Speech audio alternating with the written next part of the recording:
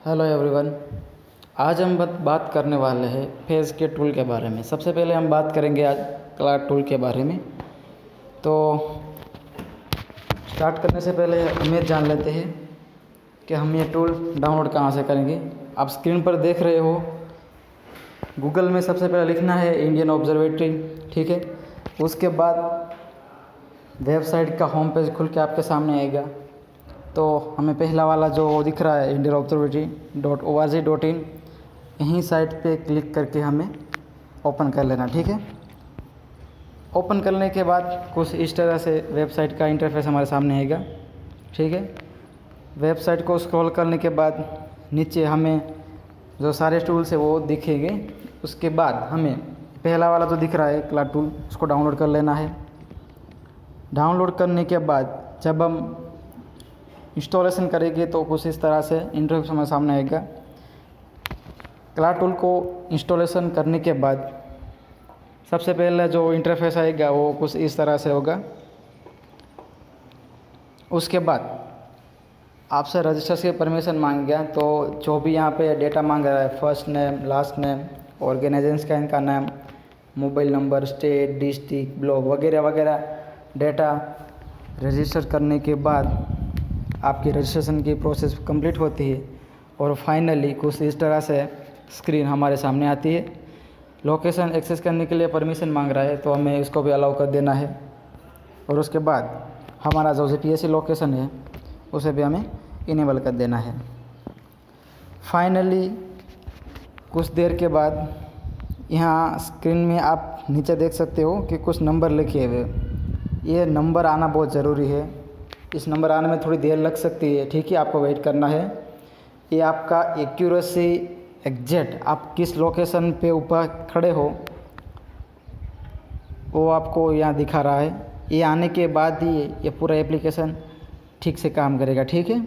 उसके बाद हमें यहाँ दिख रहा है कि राइट कॉर्नर में सेकंड लास्ट वाला ऑप्शन, उसे उसके पर क्लिक करना है और उस स्क्रीनशॉट ऑटोमेटिकली जनरेट हो जा। और उसके बाद हमें कुछ डेटा फिलअप करना है जो अभी आप स्क्रीन पर देख रहे हो।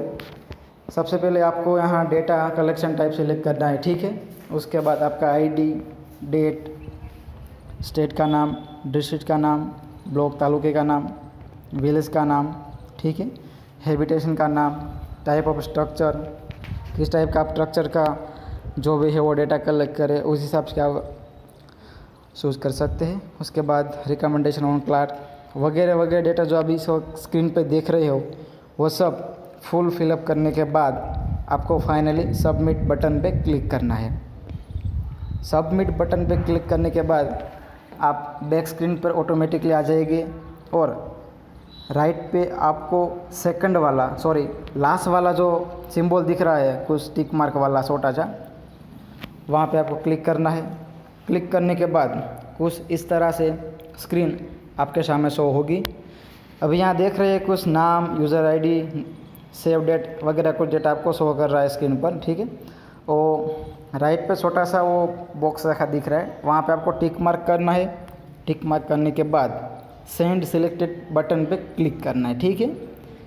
इतना हो जाने के बाद कुछ इस तरह से शो होगा आपकी स्क्रीन पर।